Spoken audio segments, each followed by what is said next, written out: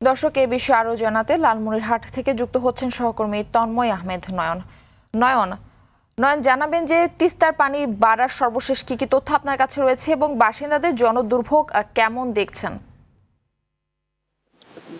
Murphy উজানের পাহাড়ি ঢল এবং ভারী বৃষ্টিপাতের কারণে লালমনিরহাটের 4টি উপজেলায় কয়েক হাজার মানুষ পানিবন্দী হয়েছে। এই পানিবন্দী হওয়ার পরে তার নানা রকম দুর্বিষহ জীবন পার করছে। গতকাল থেকেই বিপদসীমার নিচ দিয়ে পানি প্রবাহিত হচ্ছে। আজ সকাল 6টায় পানি বিপদসীমার 21 সেন্টিমিটার নিচ দিয়ে প্রবাহিত হয়।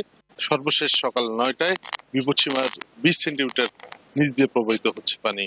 আমরা এই মুহূর্তে আছি লালমনিরহাট সদর উপজেলার খুনিয়াগাছ ইউনিয়নের কালমাটি এলাকায়। এখানে আমরা যে সড়কটিতে দাঁড়িয়েছি, নিশ্চয়ই দেখছেন এই সড়কটি গতকাল কিন্তু পানিতে টইটম্বুর ছিল, পানিতে ভেসে গিয়েছিল এবং মানুষ বের হতে পারছিল না। আজকে কিন্তু অনেকটাই পানি কমে গিয়েছে।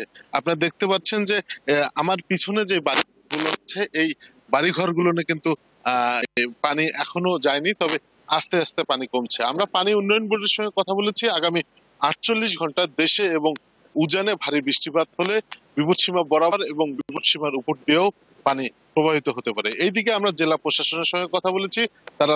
তারা ইতিমধ্যে হাতীবান্ধায়, লালমনিরহাট জেলার হাতীবান্ধা উপজেলায় 20 মেট্রিক টন চাল বরাদ্দ রেখেছে এবং প্রত্যেকটি উপজেলায় পানিবন্দী মানুষের জন্য যথেষ্ট খাবার তারা দিচ্ছেন, তারা শুকনো খাবার পরিবেশন করছেন। এদিক দিয়ে আমরা দেখেছি রাজনৈতিক দলগুলোর মধ্যে জামায়াতে ইসলাম সাধারণ মানুষের কাছে শুকনো খাবার নিয়ে যাচ্ছেন এবং আজ সারাদিন 36 জুলাই উপলক্ষে এনসিপি আদিতমারি উপজেলায় সকল পানিবন্দী মানুষের মাঝে শুকনো খাবার বিতরণ করবেন।